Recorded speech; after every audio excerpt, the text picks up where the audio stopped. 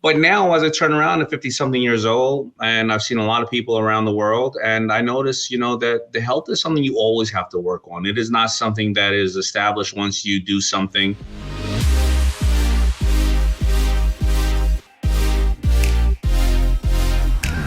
What's going on, Daymond? Living the dream, Chris. The dream. Amazing. I was just watching your Instagram stories. I saw you're doing like a photo shoot or something. Yeah, the Fubu line. We did a collaboration, and they wanted to have this kind of like, old and young feel. So daddy and daughter, and I love it was fun. And she actually behaved today, so she was good. That's great. Cool. Well, I'm glad we're getting on here. I was telling Marissa before we started that I don't know if you know this, but it was a year ago today we were doing that music video in Brooklyn. Were we? Yeah, same day. And I went to catch steak last night. No way. And I was like, the last time I was here, I was with Chris and everybody, and wow, it's been how time flies. A year exactly. So the reason that we were jumping on and doing this was actually from that conversation at Catch, and so you want to set this up, or do you want me to set this up? It's kind of all about goal setting, right? No, that we're it's your community. Well, I'm part of it, obviously, but you're the leader, man. You're a fearless leader. Okay, all right. So I'll catch everyone up. When we were in Brooklyn last year, we were shooting this music video with Montel Jordan. So shout out to Montel. If anyone hasn't seen the music video, go check it out. This is how you do it. It's like, this is how we do it, but kind of a remix for entrepreneurs. So check that out. Daymond's got a cameo in there. Yeah. So we were shooting that music video. We went out to dinner after, and I asked you a question as we got into dinner that was like, you've accomplished so much. What are your goals? How do you even think about goals today? Like, what's next for you? Do you remember what you said? I would know exactly what I said, but I'd rather you repeat it, because I know my goals have not changed, have not altered much in the last 20 years. My 6-month goals have altered much, because either I conquered something or I found out there was something that I would no longer as passionate about, and times and change. By my 2-year, 5-year, 10 years, and 20-year goals don't often change. Okay. All right. Well, then I'll remind you and let me know if this still resonates. So you simplified it with one word: health. And you said, at this stage, I'm really focused on health, on fitness, on being there for my family. And, that's kind of what it comes down to. So we talked a little bit about that. And then over the last year, we've had some other conversations about some fitness things. You've got like a fitness goal going on right now. I saw you actually post a picture of the scale this morning. Do you want to share your progress? Yeah, and I made sure, because this the damn internet is undefeated. So I definitely wanted to make sure they didn't see how my my toes look like I was an eagle ready to kick, to pick up a salmon out of a lake. Yeah, my progress is great, and I think more importantly about my progress. So I'm down approximately, I think 12 pounds, maybe even more. Chris, I mean, you do a lot of training and things like that. You're gonna have your people here. It's not about down, it's about then you gain muscle, all that crap. I'm down 11 in a healthy manner. And I've been showing my progress, but also what's important, and I want people to understand this, is I've been showing my weaknesses, my human aspect of my life, which is eating shit, some of the wrong shit, but the shit that I'm showing you that I'm eating is 10% less of the wrong shit I was eating. But I want to show it to you, showing you my unfortunate sleep deprivation, because there's so much technology that's coming around. People think I'm glamorizing the fact of not getting sleep. Well, it depends. If I'm on a platform like TikTok, where you can only say but so much in 30 seconds and type in so much, they think I'm glamorizing it. I am not glamorizing. I think sleep is crucial to repairing the body. Showing people that I'm just doing walking, and you're going to always have different opinions. And I think this goes into training, right? It goes into, you do things at your pace, the way you absorb information, and it's only the way that you can do, and you learn and you grow, and you do 2 steps forward, 1 step back. You don't get discouraged by this. And like with training, you start educating yourselves as you get into the world of where you want to go on how to be more efficient and proficient. But if you don't start the first step, you'll have a million people going, how come you didn't do this? You should do it like this. Shut up. You do it like that. I don't do it like I do it at my pace, but I'm still going to get there. So, that's what I've been trying to show people. I love that you're showing the progress. And, when you're so accomplished in one realm of life, in the business area, but then you're posting like these beginner things of you going for a half-hour walk or an hour walk in the fitness side, I think it helps people connect to like, okay, he didn't just get there to where I see him today on the business side. He took these same kind of steps, and so all these different areas of our lives really connect. So is health and wellness, is that still your primary goal, or do you have like other areas of your life that you're setting specific goals and trying to knock them out? So health and wellness is always my primary goal. It wasn't always for most of my life, as I was sacrificing my health. And then when I can't lie, listen, when I first ran into money and I was able to go in a restaurant, before it was like, damn, once a month, maybe I could treat myself, and maybe one day I'll be able to order this. And then I was starting to go into restaurants every night, and I was like, I want the steak, but I don't know if I want the fish. I can order both. Yeah, get them both. And that was cool. And that was a priority. That became the priority in life, to be like, I want to taste everything and I want to go every place. And then all of a sudden I turned around, I was 230 pounds. Yeah. And I was, for my body, I'm 5'7.5". Don't forget the half. That's extremely important. I'm trying to get there. That half is important when you're 5'7". But my body index, generally, I'm supposed to be a 170. I shouldn't have been a 230. Right. But then again, if you know me, I faced and I had cancer and various other things. I had the slowest growing cancer. Thank God I got it out of my body. But now, as I turn around at 50-something years old, and I've seen a lot of people around the world, and I notice, that the health is something you always have to work on. It is not something that is established once you do something, because we have a lot of different, things, work-life balance. There's a lot of technology that's coming out that's showing you different aspects of your gut, your DNA, old medicine, new medicines, more viable medicines. A lot of times it's not about the medicine. It's about being able to treat something or prevent something prior, instead of thinking there's a pill that's going to solve everything. Yeah. So a lot of these things is something you need to constantly work on to perfect, as you know. One of my goals this year was actually like a diagnostic health thing. I just had to go and get a bunch of tests because I had a couple friends that, one had a heart attack, another one had a brain tumor, and it scares you to think that stuff can just stop you in your tracks. And so it was actually a goal for me to go and get everything tested this year.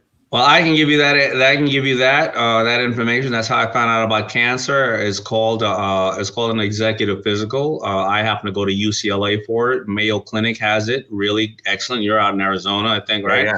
Mayo Clinic is really great. I do believe for older people, I do believe that you can get programs that'll take care of it. But for younger people, it's costly. I mean, it's not insurance. It's not covered by insurance. It could cost anywhere from $5,000 to $10,000. But they give you what they call a Chinese menu, and you look through all of it and say, I want to do this, I want to do this, I want to do this. Where they found my cancer, they were actually checking my carotid veins to see if how clear they were to prevent strokes. And then they said, oh, by the way, there's a nodule on your thyroid, you should check it out. So you can choose to go through 3 machines or 20 machines or 200 machines, up to you. I highly suggest everybody do this within every other year, about 2 years, because it may be $5,000 or $10,000. And guess what? It's worth it, because $5,000 and $10,000 means nothing if you don't have really your health. Yeah, it's kind of like a form of life insurance, right? But you find out early. It's practical. It's more practical. You can act on it. So So were you ever an athlete, like before business? Were you playing sports? Were you doing that kind of stuff? Like, did the business take your fitness off track? So, I was never good. I was never so I played baseball. I played little league as a kid. I was okay with it. I was very, very active because I was a break dancer, and I was very, very active. And I grew up at a time where, there were very rarely did you ever see a McDonald's, and our kids eat pizza literally every day today. If you had a pizza party in school, that was once every month maybe. So and our parents cooked, right? So I grew up very healthy in general. Yeah. I actually was training at right around 18 or 19 years old. I was training for fitness competitions because I wanted to be in fitness and natural bodybuilding. But I was training in my basement. The internet didn't exist, and I didn't have any experts. Obviously, I was poor to explain that to me. And I remember I was taking these type of pills that I bought from someplace, and my mother was smart enough, and she looked at the pills and she realized there was some form of steroids and various other things, and she threw them out. And then I realized that maybe that body I had wasn't. I had to work way harder to have the body I just had, because after I stopped taking that stuff, my body shrank. But I was healthy. I was conscious, but then all of a sudden, work did come into play, where I was working all these days at a day job and then working on a night job, meaning FUBU, and my health went out the window. And right around 30 years old, I think I posted up on Instagram. If you look on Instagram, I post yesterday or the day before. I'm a round little. Wait, was that with the red boots? Oh yeah, baby. Yeah. I was that was when I was about 230. I almost texted you to see if you were going to show up in the red jacket and the red hat, and I need to up my game. Yeah, 100%. All right. So I hear from a lot of people that, the business sort of takes over and they put their health to the side. Like even before Trainual started, my last businesses, I considered my exercise was like walking through airports. I was traveling, I was busy, I was on the go, but I was the same thing, like dinners and probably eating too much. And so for me, it was kind of a challenge. My brother who started Trainual with me challenged me to do a Spartan race. And he said, let's put it on the calendar. Let's work toward it for a few months.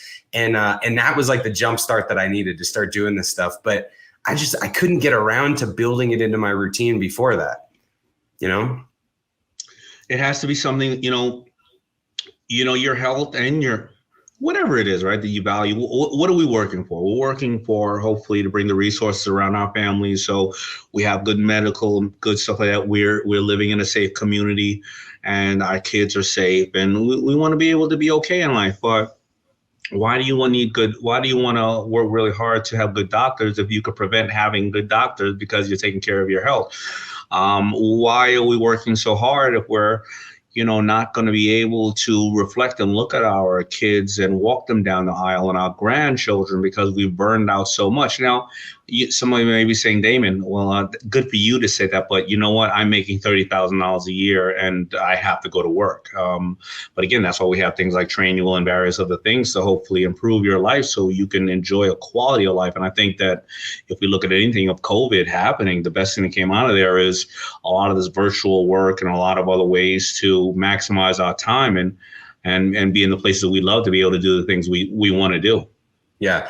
So, all right. So I want to go over like the different fitness tips that we've talked about because I think those could be helpful for people. I'm curious what you've built into your regimen. And then maybe we can zoom out and just talk about goal setting in general and some business goals and just how you set them, track them, look at them, and achieve them. So, all right. So Daryl just said he needed to hear this, and Trevor said, made your day. Absolutely. Thank you for chiming in. So let's talk about fitness tips first. So, I'm a person, the reason I think that I have this level of success, I always go back to some of the most basic things that are said. And these things are what help me push me through when I go back to it. Like if I'm doing something and the money is looking really good and I don't like it, I go back to that thing where it goes, money is a great slave, but a horrible master. Or I go to my business and I go, okay, there's only 3 ways to acquire a customer: acquire a new one, upsell a current one, or make one buy more frequently. Acquiring a new one is 20 times harder than upselling one or make people and buy more frequently. So with these customers, how can I supersize their fries? I always go back to the basic form. When I say to myself, I can't do it. Wait a minute. My mother told me that everything in this world was created by one person with one idea that took one action. Why the hell can't it be you? I go back to these formulas, right? And so there's a couple formulas where I go back to when it comes to working out. And by the way, I am not an expert in this, and I'm working. There's a couple of different concepts because Chris. Life is very, very, very, very simple to understand. Life is very simple to understand, Chris. Extremely hard to execute it.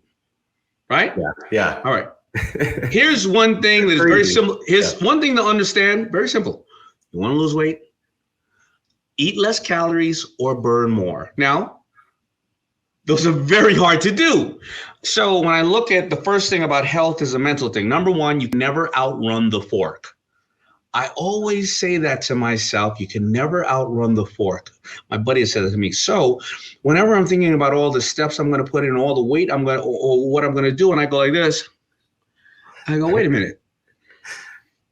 That thing is 4 miles. Yeah. I can't outrun this goddamn cookie. Yeah. Mine's a spoon. Mine's a spoon with just like peanut butter. That's right. That's I can't. And then I always go back to some of the other fundamentals. Abs are made in the kitchen. So when I'm thinking about going, and it kicks me in my ass when I think about going to the gym, and I go, you know what, I got to be on a plane, train, automobile. So let me work out these abs in the kitchen, meaning let me just have some straight protein. All right, so that's some of the things initially I do. Then I go to myself, I go, busy executives like you, me, and a lot of the people around the world, we have no escape when we're running around and we're dealing with all these pressures, right? We have pressures, but you can't tell your staff your problems, right? Imagine your staff walking in and seeing you crying one day. They're going to go, oh shit, I better start applying for another job because we're out of here. So you can't tell your staff your pressure, your problem, right? You're traveling night and the job doesn't leave you. This is not like when I was a waiter. Nobody woke me up in the middle of the night and said, get me extra tartar sauce. So the job can't leave you. It doesn't leave you. You take it to sleep with you. You have personal issue with your family and stress and finance, and you have to report to the board or you have to please people, and you can't tell nobody your problem, but yet you got to list everybody else's problems. All right, what does that do? Well, listen to the Piano Man. That leads you to a bar late at night so you can just detox and defuse, because if you couldn't get to the gym, that day and you can't get a release, well, the only thing that's going to cut that damn thing off is a nice Tito's and whatever. And so what are you doing there? Well, you're drinking empty calories because every one is a shot is 75 calories, and it also cuts your metabolism off and slows it down. And what does that do? Well, to me, everybody goes, oh, just take one drink a day. No. I love the actual drink. So I'm going to have 3 or 4 doubles. I'm going to go back to that hotel room. I'm going to wake up in the morning. I'm going to think a goddamn dog got into the garbage because I'm going to see Kit Kats and all kind of shit laying around. And then I'm going to be too tired to go to the gym. It is like a massive downslope, right? Yeah. When you have to train yourself and find out how can I get back to this. So before I even get into the physical part of it, those are the things you need to fight first. And it's not easy because I've been trying to lose this winter weight since 2018. So I know what I need to do, but I need to start doing it more because just like we're talking about priorities here, I got priorities in business, got priorities in relationships, got priorities with family, got priorities with staff, and every one of these got to be adjusted at a certain time. I'll get to it, but now it's time to get to it. Yeah. So, okay. Sorry, I'm sounding like I need to shrink these days, and I'm sure everybody else is here like, God damn, he's going through the same problems I'm going through. No, this is entertaining. I mean, it's all the things you're saying are right. I mean, you got to eat less calories, you got to burn more calories. So the first step is you can't outrun the fork, is what you just said, and you've got to cut some things out. For me, it was I just loved bread. I grew up in an Italian family. I would have bread and olive oil and sandwiches and pizzas and all that. So I just had to cut the bread, which actually I'm a diabetic, so it worked really well for my blood sugars too, cutting out the bread. And then it was incorporating regular exercise. And at first it wasn't marathons and triathlons. It was just like, can I get a half hour under my belt every morning? Can I sweat? Can I get a good routine? So boom. Now that I tried to cut out the liquor, and I have cut it all out because I started doing various things like drinking every alternative day or drinking tea or every other drink, whatever. Now I go into the diet of the day and I start looking at the supplements I need, obviously, do whatever. And then I try to reduce one of my, and I do the studies and I look, and you know what happened? That fasting in a small amount of time, it didn't really work for me because I would fast for 18 hours and then I'd eat a bucket of chicken, because I was so fucking hungry. And I was like, yo, you know what? I did the damn thing. So I decided, well, why don't I just start substituting one meal with a green drink? And then I learned, okay, why don't I take in more water to fill me up, because our body's made of water. And then I start the workout. So here's how I started the workout process. I go, let me start putting in steps on the treadmill while I make my calls in the morning. Instead of getting up and sitting around and making the calls, I do my goals. We'll get to it. And then let me put an hour in on the treadmill. Now, if I can't talk because I'm in a meeting and it's like getting really crazy on the meeting, well, then let me put on Ozark or Obi-Wan. I haven't caught up to any of that stuff, and let me casually walk. And then I started into a little bit of running. And then when I wake up in the morning, if I'm in a hotel room and I can't get to a gym, let me try to put in 25 push-ups. Then the push-ups move to 50. Then the push-ups move to 100. And these small little steps start taking me down the route. Yeah. When a lot of people are so black and white, you need a trainer. First of all, I'll tell you why I don't want a trainer. Because first of all, the only time that I have during the day that there is no noise is when I have the hour or 2 hours to work out. I understand that trainer is going to absolutely train me in 1 hour, which would take me 4 hours, but I don't want to talk to anybody. I want to zone out. And when I get down, as I am now, I'm starting now to talk to trainers and I don't want the trainer who wants to say, I teach Daymond John. I'm not trying to prove anything here. I want trainers who are going to show me how to use muscles I've never used before, or are going to show me how to use resistance bands and various other things like that. Because what's the use of a trainer who's trying to impress me? And now all of a sudden I got to get a surgery or I'm out for 6 months. So that's the way I look at slow progress. And that's the way I look at it in my relationships, in my business, and in everything. 100%. Yeah. When I started, before I started running, same thing, treadmill for 20 minutes, 30 minutes. And I was watching like YouTube videos and webinars and trying to learn about the software industry because I knew nothing. And it was just a good way to pass the time. So I think that's a great tip. Let me ask something, as somebody who runs, you know what I look at sometimes when I'm, slowly running or I'm looking at business. My buddy was telling me he was a marathon runner. He said he calls it bunching. And bunching was, he's not looking at the whole 26 and a half.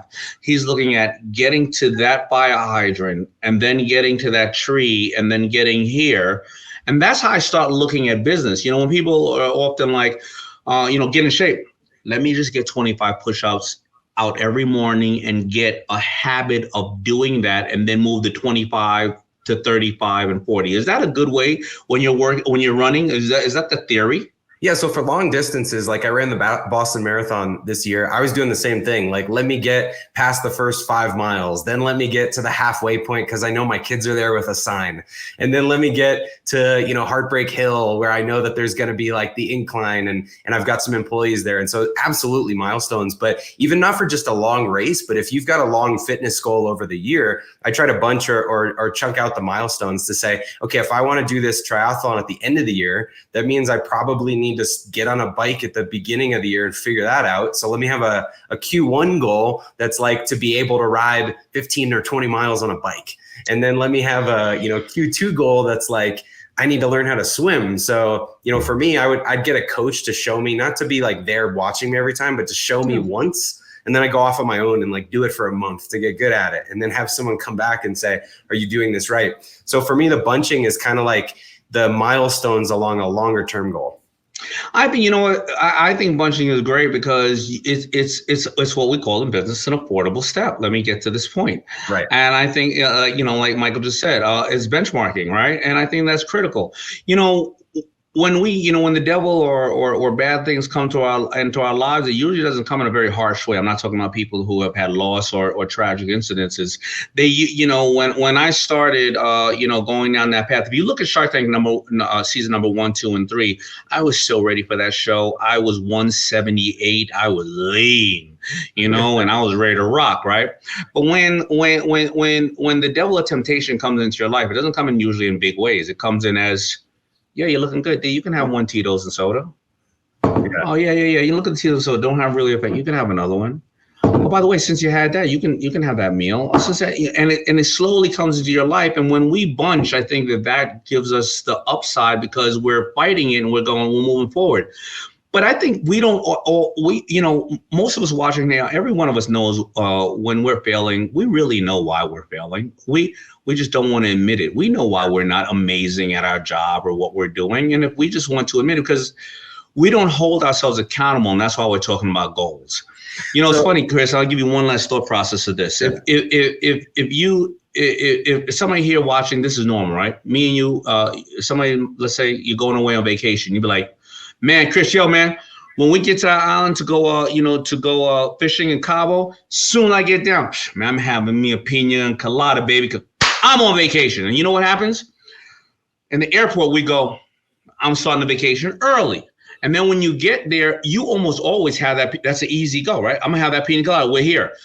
But people don't do that with progress in their life. They don't hold themselves accountable, right? They don't go, I just talked to Chris and Dame. I just saw them sitting there. You know what? They told me to go down home and just start with this one goal tonight, or just pick up this one book and try to read one page. You don't go, why didn't I do that? I'm a loser. But if you went on vacation, you'd be like, I know I'm going to get that pina colada. The easiest things to do are always the things that we choose to do. Well, why don't we hold ourselves accountable for things like that? That first step that we're talking about, like goal setting. I have another friend, Russ, that got me into like this morning routine, and he was showing me how to, do my green juice in the morning and work out and like write down some goals. And I was doing this. I got a habit of doing this for a week, and I sent it to him and said, all right, how long do I do this for? And he said, for the rest of your life. Yeah. And I was, oh, okay, I got it.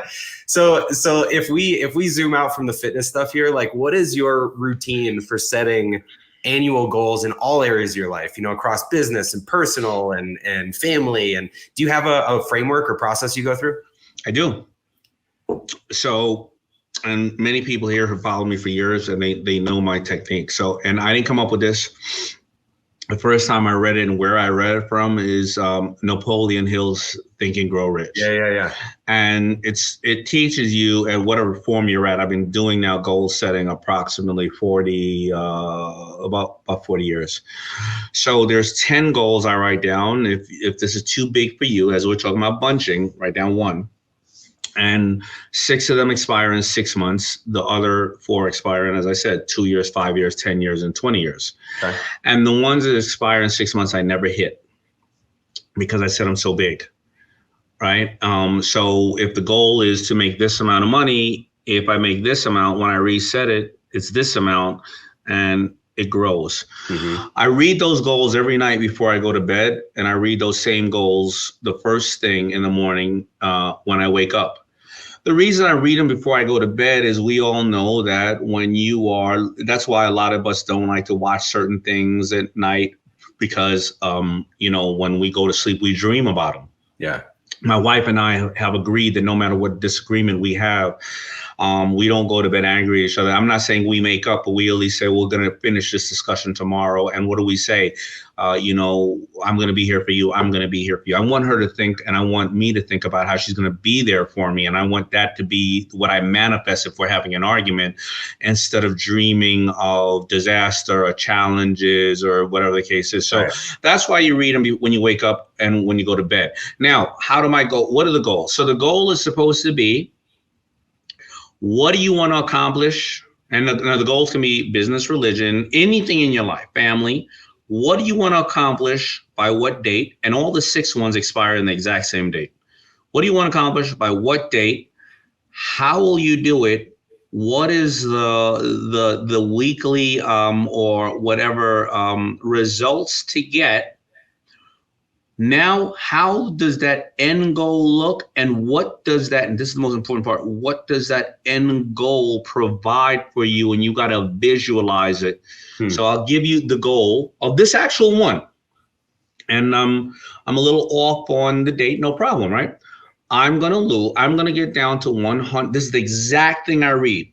I'm going to get down to 175 pounds by 4th of July by drinking 10 bottles of water a day, substituting one meal with a green drink, putting 10,000 steps on my Fitbit, Apple Watch, whatever you want to call it. Not eating any fried foods, meats, or carbs. Not eating after 7 p.m. due to my acid reflux, and putting in 1 hour of training a night in the gym. It's like a business plan. It's like a business plan. So there you go. That's a technique. Then what do I want to see as a result? I will lose 1 pound per week to get me to my ideal weight of 175. Now, this is the critical part, because if I get down to the 175, why? Well, then I go, so I can be around longer to walk my 3 little girls down the aisle. And then, so what do I envision? I envision me walking my youngest daughter down the aisle where I should be. Well, first of all, hopefully she never has a boyfriend, but hopefully I will be approximately, I'm 53 years right now. She's 6. So let's say she gets married at 30, so I'll probably be around 80 years old. Right. And I look at myself as a healthy, in shape, not, just healthy individual walking my daughter down the aisle at 80 years old, and all of our families around us. And that time I should be a grandfather with my oldest girls.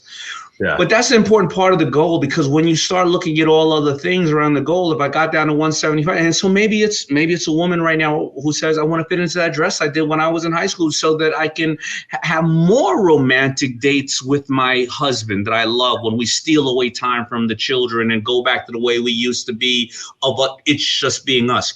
Whatever it is, that's what I think about. Well, I want to summarize. I know we got to wrap up, but the 2 things that you said right there, one, having that long-term vision. I created this story that was 10 years out in the future. It was kind of like a narrative of, holding the kids' hands, and my wife's standing next to me, and we're standing in this, beach place, and we're looking out at the horizon, and we've got, this is what our life looks like. And I think having that kind of vivid vision out years in front of you is such an amazing precursor to goal setting, because then as you realize some of those things, you realize that you look around and you're inside some of your goals, and then you keep pushing that vision out. The other thing you said is having that specific target. 175 in your case. A lot of people will set a goal that's like, I want to work out 5 days a week or something like that, but it doesn't have a finish line. Right. And I think goals need a finish line, so when you got there. So great tips there. Anything you want to say to kind of wrap this up before we close out? Yeah, try to read those goals as much as possible. What's going to happen is I read them every night for a little bit. No, I don't. And what happens is I end up saying, wait a minute, I haven't read them for 3 nights, or whatever the case is. Also, sometimes those goals within 3 to 4 months, I go, I'm not that excited about that business. Let me scratch it. Now I only have 5. I'll reset when I get again to 6, because it's a business, or you've cut people out of your life with it, or you've realized you went down as far down the path and you weren't passionate about it. Those are the critical aspects of the goal. And no matter what, just make sure you see yourself. So if you have a business right now, you want to grow your business, you think about, in 10 years, there's numbers in the 6-month goal of growing your business, but in the 5-year and 10-year plan, is it a bunch of people saying, man, you changed my life? Is it you living on a great island or a great place with your family saying, you know what, Mom, Dad, I know all the stuff you sacrificed for us, and I really appreciate what you did for us, and you trained me how to be a better and harder person at life. If the goal doesn't have to be materialistic, it could be you being in the middle of, Africa, building wells for kids because your business did so well that you are now being able to serve others. So don't ever think the goal has to be materialistic, because honestly, I've never been to any funeral where somebody talked about all the things somebody had. They only talked about how they made people feel, what they did for others, and how they sacrificed and loved others. So always make sure you don't confuse what I'm saying with materialistic things. Thank you. Important point. Thank you for grounding us with that. So to wrap this up, I guess, thank you everyone for joining. This was just a conversation we were having off to the side and thought it'd be useful for the community. So I'm glad we jumped on and did this. If you join late, we'll be recording this and posting it out on the Organized Chaos podcast. You can check that out. Any final words, Daymond? No, that's it. Thank you for being a great partner. Thank you for when and now as I was going through it, I shot out some questions to you, and you gave me a great list of things to do. And I didn't do most of them, but they're there because now I got to the stage to go back to it, right? And thank you for wanting to give to your community. That is exactly what entrepreneurs are supposed to do. It's a team sport. Sounds good. All right. Well, I can't wait to get back together in person. We'll go for a jog or something. You got it, brother. All right. Take care. Hey, thanks for listening to Organized Chaos. If you like this episode, be sure to subscribe, leave a review, or share it with anyone in your network that you think could benefit from this information. For episode show notes, podcast recaps, and tons of other small business news and inspiration, check out The Manual. That's trainual.com/manual.